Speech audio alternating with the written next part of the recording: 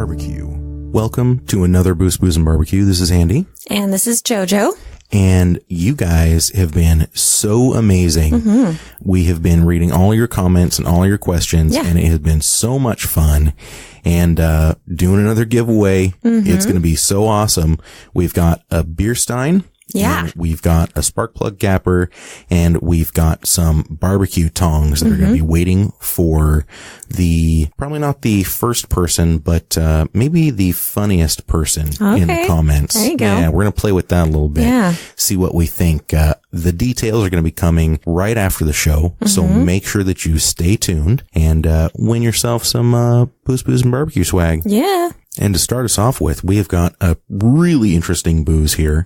It's actually our first unaccredited entry. Yep. Yeah. It's made by a friend of my wife's who would like to remain anonymous. And actually, the bottle itself is completely anonymous. It just had written on the cap, pineapple habanero. And I'll tell you what, that's what it tastes like. Oh, it's so good. It is I am so loving good. this so much. And, you know, it's interesting to me when I smell this cider.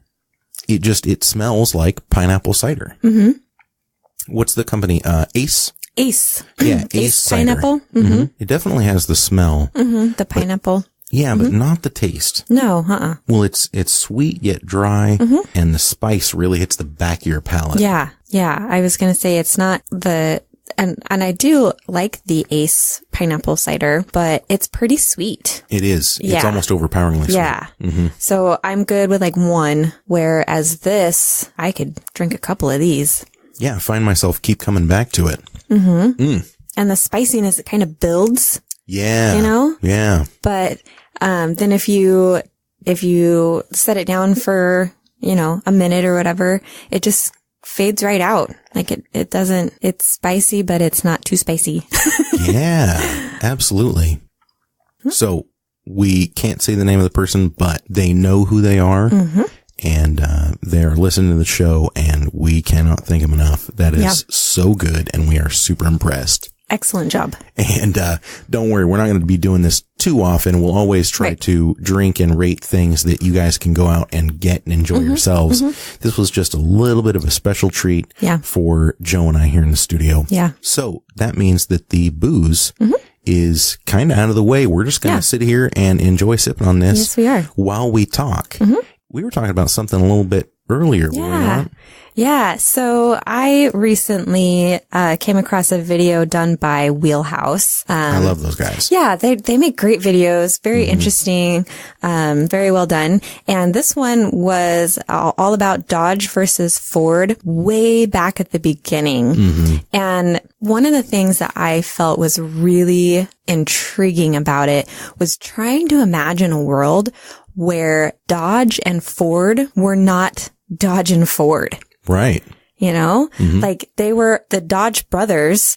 They were just a couple of brothers who happened to be really good at machining. And Ford was this super like eccentric guy who he wanted to be like on the cusp of the automobile industry. Well, and also a machinist and an engineer. Yeah. But quite a visionary. Yeah, that's what I'm looking for. Visionary. That's a great way to put it. And they came together, the Dodge brothers building parts for Ford Motor Company back in the dawn of time. Basically, it was so intriguing. Well, I love that. And I honestly do think that not in exactly the same capacity, but in a very similar capacity, we're going to see a lot of the same things happening now because you've got the Dodge brothers. The whole reason why they became this dynamic duo in the industry is because the way they built their engines and engine components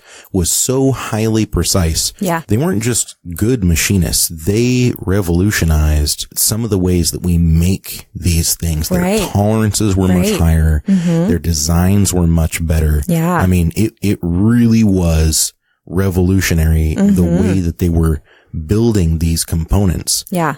You think about the Ford Model T and how reliable that was and how easy it was to work on. Yeah. Well, that engine was designed by the Dodge brothers. Thanks to the Dodge brothers. Exactly. That just blows my mind. I haven't watched the Little Wheelhouse mini doc, but I have, read a few books and stuff about kind of that era of automotive history. I love automotive history. Oh, yeah. It's something that really just grasps me. A really fascinating story. And you know what's weird about the Dodge brothers? What? In the same year, but on opposite ends, John in January of 1920. Oh, yeah. And Horace in December of 1920. They both died of the Spanish flu. Yeah. Unbelievable. Terrible. Now, tragedy. Horace, I think, probably had a little bit more like liver disease, and then the Spanish flu came in to pick him off. That's I can see that happening. but between 1918 and 1921, the Spanish flu, which was an early predecessor to the H1N1 virus that we see now today, it killed, they estimate, somewhere between 50 and 100 million people, which at the time was like 5% of the population. Yeah, it was an epidemic. It was crazy, dude. So now when you look back and you go, what, the Dodge brothers died of the flu? Not exactly. Like a super flu. Yeah. Right. Really, really an interesting time in history. Yeah, really cool. One of the other things I kind of picked out from the video for me was he talked about how the Dodge brothers, when they did finally kind of break away from Ford, they kind of got a little bit of a bad reputation. And the reason was because they would, after hours, they would go out to the pub with their workers, like the people who worked for them, building parts and whatnot, and they'd go out drinking with them. And That's called team building. Yeah, I know. I was like, what's wrong with that? But apparently the early 1900s society folk didn't think that was the right thing to do. Oh, sure. You can't go and drink with your coworkers, but let's all hit the opium den. Right, exactly. Really, really interesting stuff, though. Yeah, I wish I could have worked for the Dodge brothers. I think that would have been really cool. I don't know if I would have wanted to work for Henry Ford. Yeah, he had the vision, but he was a little eccentric. Yeah, I was going to say quirky. Maybe a little more than eccentric, because they say in his late years, he would go around to the dealerships handing out like anti-Semite pamphlets. Oh, yikes. And want the dealerships to put them around. But hey, you know what? We got Howard Hughes thinking that he was going to die of some kind of superbug and wearing, tissue boxes around on his feet. That's true. And you have Tesla, who was in a deep and loving relationship with a bird that would come and visit him quite frequently. So, maybe genius isn't all it's cracked up to be. Maybe not. Just a little personal note, the more you know. Right. So it sounds like you had a pretty interesting weekend. Yeah. So, we recently, for those of you who've been listening, a while back, we kind of took a step in a little bit different direction from the, pellet smoker world. We have a Green Mountain Daniel Boone pellet smoker that we love, but my husband was having this conundrum where he was not able to get the char on the outside of the meat. And that's a flavor that he really, really enjoys. So he went ahead and bought a very small gas grill with a little drawer that you put wood chips in. And so you can still get some of that smoky flavor, but you can also crank the heat up and really get the char on the outside of the meat. So that seems like it'd be a really fantastic idea. Yeah. Yeah. And, we decided to do a little bit of a taste test, and he took a couple of tri-tip roasts and he seasoned them up the same, and he put one of them on the Green Mountain and one of them on the Vector gas grill. And, so of course he kind of had the heat up a little bit higher on the Green Mountain to keep it pace with the gas grill. Well, it's a tri-tip. I would assume you would have the temperature on the Green Mountain grill up. I mean, maybe not totally maxed out, but I would assume it'd be almost as high as it could go. Am I wrong? I don't remember exactly how high he went with the temperature. But I do know that the Green Mountain will go up to 500. So it was up there.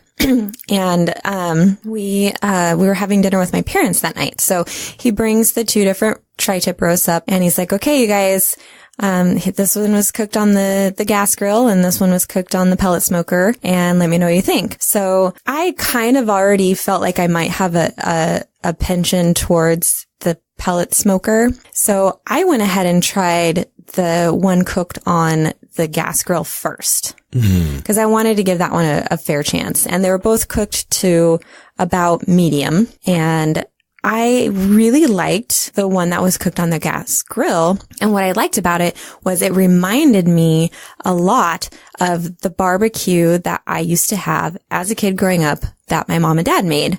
And, for most of my youth, we had one of the, Weber kettles. Weber kettles and would use briquettes. And I don't know if it was because they didn't have any wood chips, unfortunately.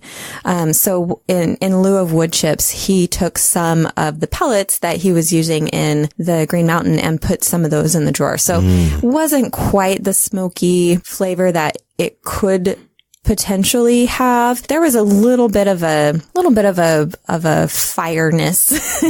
You know what I mean? Of a wood fireness going on there. But it was really good. I liked it. But then I tried the one that was cooked on the Green Mountain. Yeah. And it had this really pretty smoke ring on it. And I just liked it better. It just had so much more of that smokiness in it compared to the one cooked on the gas grill. Interestingly enough, my parents preferred the one cooked on the gas grill. Oh, yeah. Because it took them right back to because that's what they're used to. Yeah, exactly. Yeah, they're not used to the pellet smokers and all that. So that's really funny and really interesting. You know what? I might have to send you home with some applewood chips just to just so that you can even things out. You know? That'd be great. Awesome. Yeah, you got it. Because I'm going to be really curious to see if you can tell a difference between trying to run the pellets in that little burn tray and actually burning like dried chips. I have a feeling that there's definitely going to be a difference. I have a feeling too. Yeah. Because with the tray that you put the chips in that little gas grill, they just sit in there and the heat makes them smolder. Right. You know, they're not catching on fire specifically. Right. And so I have to think that the pellets are not releasing the kind of flavors that they would when they're being burned in the Green Mountain Grill. I would agree with that too. Yeah. So, I don't have any science to back that up. I'm making blind assumptions as I do with everything else in life. Yeah, of course. It's the only way to go. What? I'm here, right? Right. That's really awesome, though, that you guys can do that side-by-side comparison, you know? Yeah, it's neat. I haven't been able to do a side-by-side comparison yet of like things cooked on my open pit versus on the smoker. Cause it's all just kind of wood is wood a little bit, you know? Yeah, a little bit. I tell you what, I have not yet gotten a load of like oak and maple wood delivered yet. And so I've still just kind of been burning the trimmings off my apple trees and some of that green maple wood that we cut down here a few weeks ago. Yeah. And I mean, I'll be honest with you, the green maple wood, I don't think it tastes bad. It's very mild. It's got a little bit of sweetness. Yeah. Like it's working quite well, but I'm going to burn through it pretty quick at this rate. So I'm going to have to do something. Yeah. And I'm still kind of looking at that copperhead pellet grill. Oh, yeah. Yeah, you remember really that from last week? I do. Yeah. There's just so much space, so many things you could do all at once.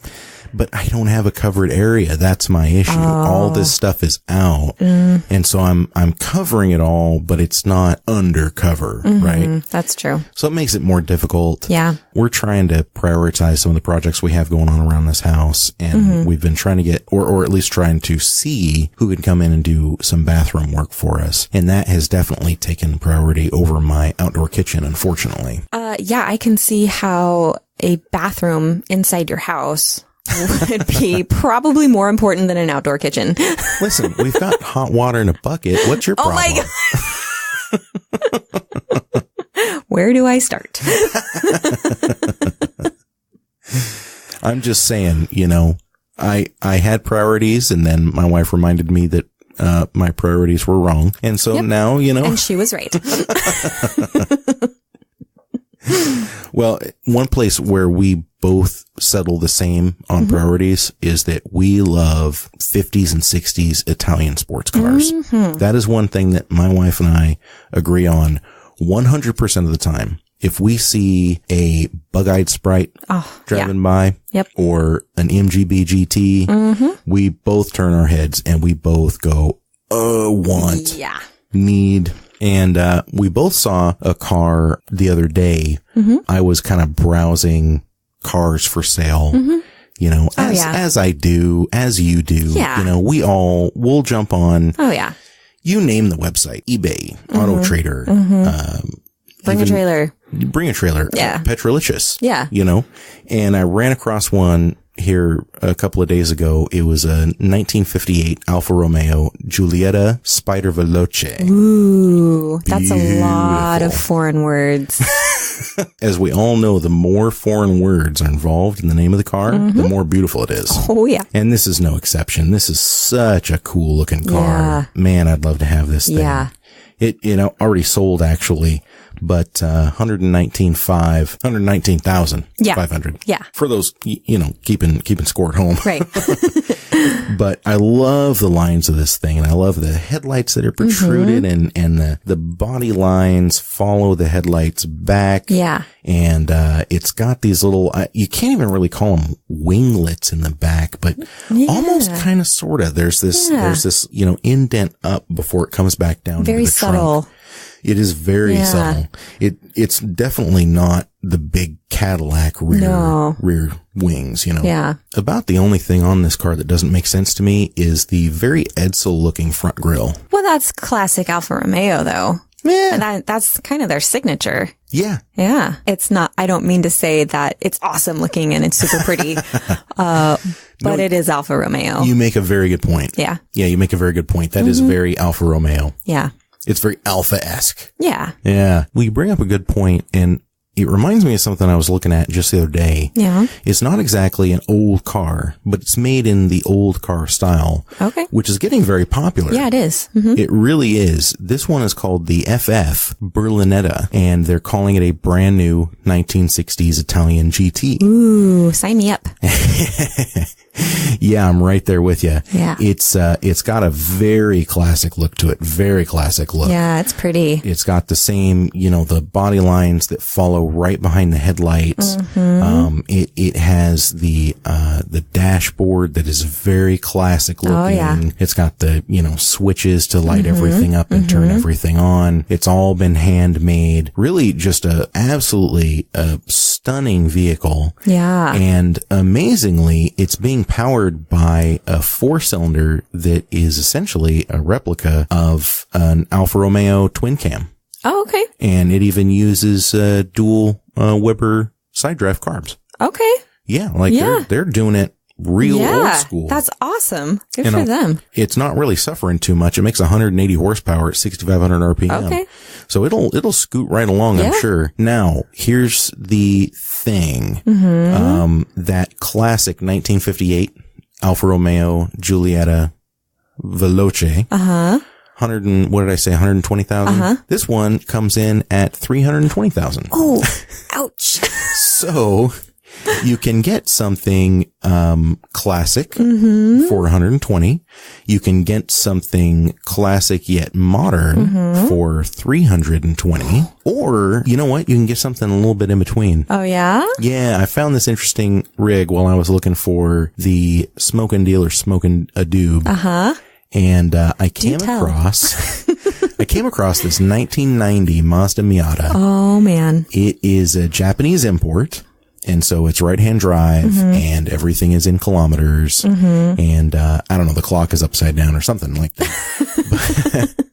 but it's all, JDM spec, and it's black with, dual yellow racing stripes all the way down it. And it's got a pretty sizable wing. Yep. And pretty classy look to it, except for that's the word you're gonna pick? Classy? It has a very interesting body kit. There you go. And this body kit, It's trying to make it look like a 60s Alfa Romeo. And failing. Hey, you know what? A thing has been done. A thing has been done. Yes, it has. You know, it has a certain look. I don't know. I don't mind it all that much. Yeah?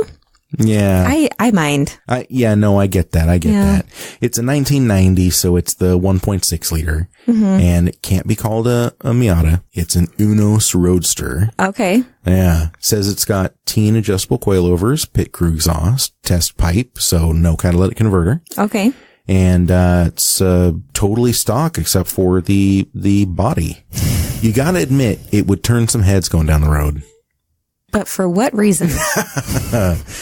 Yeah, that's open to debate. Yeah. Well, so if the looks are the bad news, the good news is it looks an awful lot like an Alfa Romeo if you are 100 feet away and you squint your eyes. Yes. And it can be had for $94.95. Bargain. A relative bargain. Yeah. With the two cars that we were comparing it to? Absolutely. Yeah. If somebody said you have to purchase one of these right now and it's not being given to you, you have to purchase it. I don't know. I have pretty good credit right now.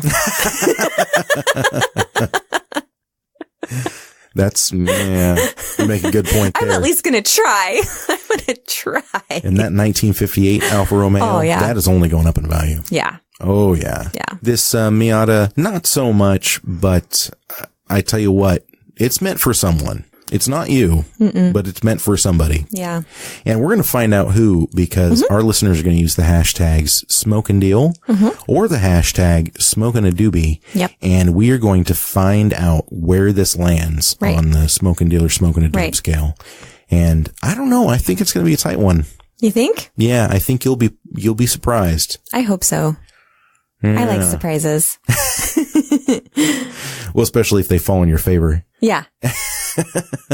This is a little bit of an Andy versus Joe. I think that it's going to get more Smokin Deals. Yeah. And I think Joe thinks it's going to get more Smokin a Doobie. Absolutely. Yeah. This guy's smoking a very special doobie. Well, we'll have to leave that up to you guys. And speaking of leaving, I think that's just about all the time we had for today. Joe, what do you have going on? Racing season is getting into the swing. So I'm going to have some autocrosses under my belt here pretty quick. Nice. So I'll definitely be telling you all about those. I'm expecting some photos and video. Yeah, I'll get some photos, get some video out there. I just ordered a new dash mount holder thing for my cell phone. Oh, nice. Yeah. So, boy, where did the days of the GoPro go, huh? Well, I could use a GoPro.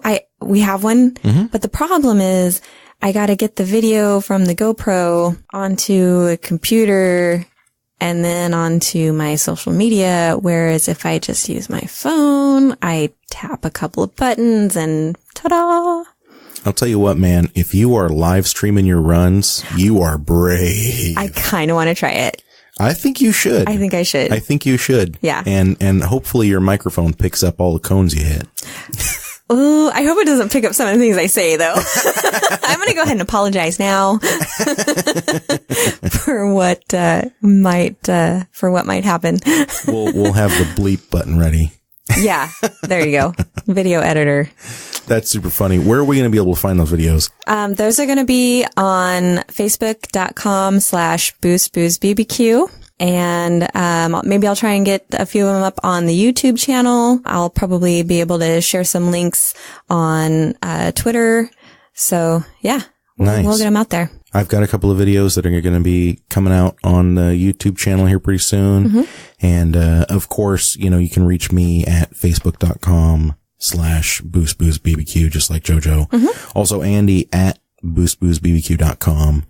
And the Instagram, Boost Booze and Barbecue, the Twitter, Boost Booze and Barbecue. That's where you find all the good stuff. Oh, yeah. Make sure you're swinging past a couple times a day, because we're always putting in updates. We're always giving something away. We're always putting up new and fresh stuff. Yeah. And we're always having a good time. And we always appreciate our listeners. Yeah. We can't thank you enough for listening, subscribing, telling a friend, a family member, and just doing what you do. We have just seen such an outpouring of support, and we can't thank you guys enough. Yeah. Make sure that you're going out and finding us on iTunes, Podbean, SoundCloud, and don't forget that we have an all-new widget on our website, which allows you to just play it through there. So if you don't want to mess with any of the other riffraff and you just go, okay, I'm going to just go ahead and go to boostboozbbq.com. Super easy to find. Oh, yeah.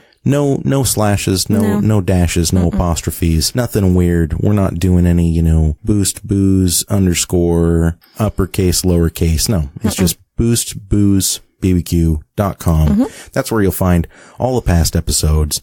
And you just hit play, even if you're on your phone. If you're on your mobile device, it doesn't matter if it's an Android or an iPhone or a brick. As long as you can access the internet, you go to our website, you hit the play button, and you close your phone.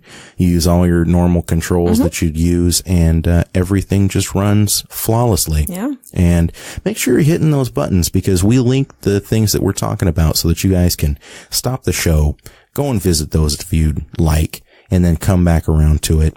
And that is super convenient, and we just want to help you guys be entertained. Yeah. So like and subscribe. Let us know what you like hearing, don't like hearing. We might just talk about it anyway. And we might just talk about you.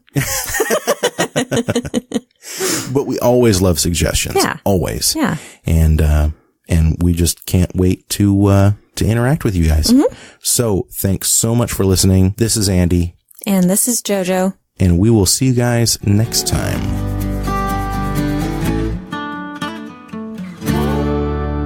Boost, Booze, and Barbecue.